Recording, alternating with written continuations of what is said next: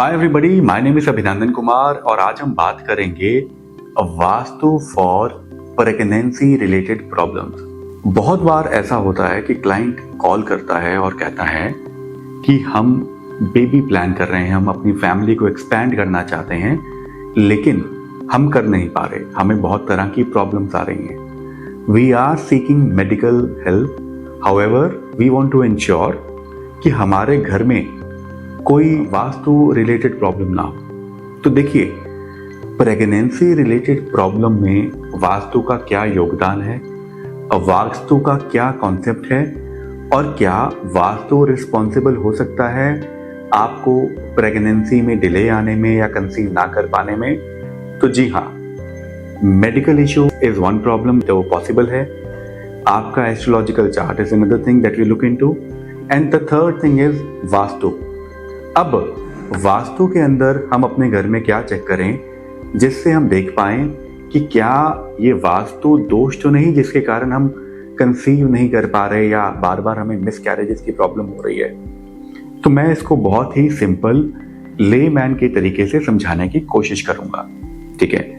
तो पहली प्रॉब्लम ये है कि हम कंसीव नहीं कर पा रहे, हमें कंसीव करने में प्रॉब्लम आ रही है। हम अपने घर में कौन कौन सी डायरेक्शंस को चेक करेंगे ताकि पता लग जाए कि क्या ये वास्तु दोष के कारण है भी कि नहीं। तो सबसे पहला डायरेक्शन आती है ब्रह्म स्थान। नाउ ब्रह्म स्थान इज नॉट अ पॉइंट, ब्रह्म स्थान is a centre 11% area of your home. मतलब अगर आपका घर 1000 स्क्वायर फीट का है तो आप चेक कीजिए कि आपके घर के सेंटर 110 स्क्वायर फीट एरिया के अंदर ब्रह्म स्थान के अंदर कोई डिफेक्ट ना हो। अब ये डिफेक्ट किस तरीके से हो सकता है? ये डिफेक्ट हो सकता है टॉयलेट का, ये डिफेक्ट हो सकता है किसी कट का, ये डिफेक्ट हो सकता है किचन का या किसी भी और तरह की नेगेटिविटी का, ठीक है। शायद वो स्टोर रूम हो। तो सबसे पहली चीज है ब्रह्म स्थान। क्यों?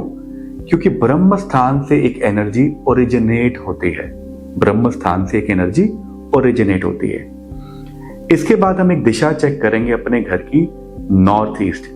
देखिए, नॉर्थ ईस्ट रिस्पॉन्सिबल है प्लैनेट जुपिटर के लिए, नॉर्थ ईस्ट रिस्पॉन्सिबल है गुरु ग्रह के लिए, और गुरु ग्रह रिस्पॉन्सिबल हैं, उनके पास एक वीटो पावर है चाइल्ड बर्थ या आपको एक फैमिली का वरदान देने की।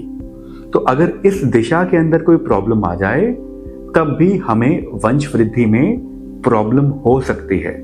तो अब हम क्या चेक करेंगे कि नॉर्थ ईस्ट दिशा के अंदर कोई भी इम्बैलेंस ना हो।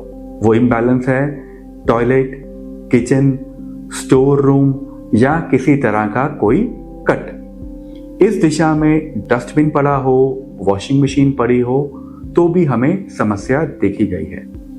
उसके बाद जो तीसरी जोन आता है वो आती है साउथ वेस्ट।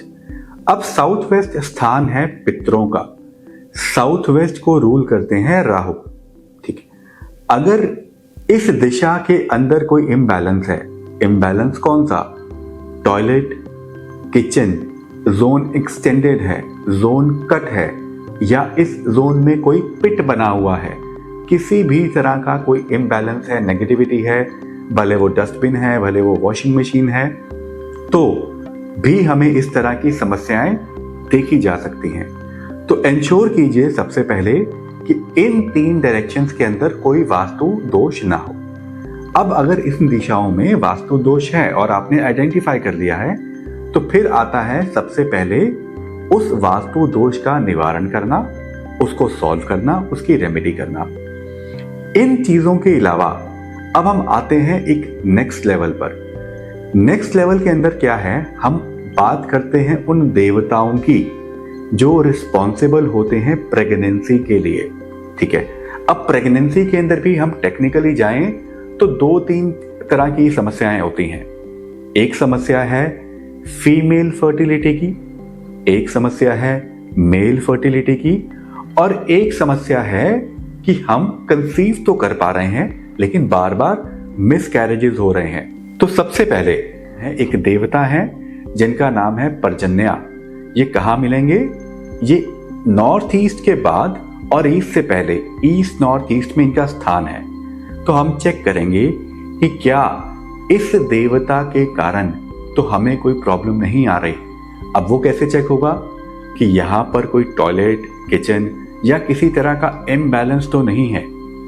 उसके बाद हम आते हैं साउथ ईस्ट में। साउथ ईस्ट रिस्पॉन्सिबल है मेल फर्टिलिटी के लिए, ठीक है, कि क्या कोई मेल संबंधित या क्या स्पर्म रिलेटेड इशू इस डायरेक्शन से तो नहीं आ रहा।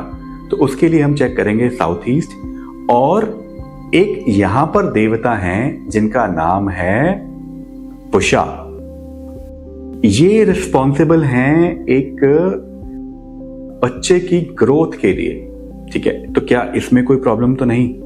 फिर हम आ जाते हैं साउथ वेस्ट के अंदर पितृ देवता। जो पितृ देवता फील्ड एनर्जी है, ये रिस्पॉन्सिबल है हमारे घर में शुभ काम के लिए, शादी के लिए, वंश वृद्धि के लिए। तो अगर इस देवता फील्ड में कोई प्रॉब्लम आ रही हो तो भी हमारी प्रॉब्लम्स देखी जाती हैं। तो इन तीनों देवतास को प्रॉब्लम हो उसको सॉल्व किया जाता है। फिर इन देवताओं को उनका भोग अर्पण किया जाता है और प्रार्थना की जाती है कि हमारी समस्याएं जल्द से जल्द दूर हो।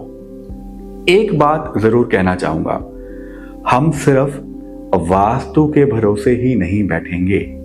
हम मेडिकल ट्रीटमेंट उसी तरीके से लेंगे जिस तरीके से हमें लेनी चाहिए, और साथ में हम प्रार्थना करेंगे कि हमारे घर में अगर कोई वास्तु दोष है उसको दूर करें और ईश्वर हमें वरदान दें जल्द से जल्द अपनी वंश वृद्धि का।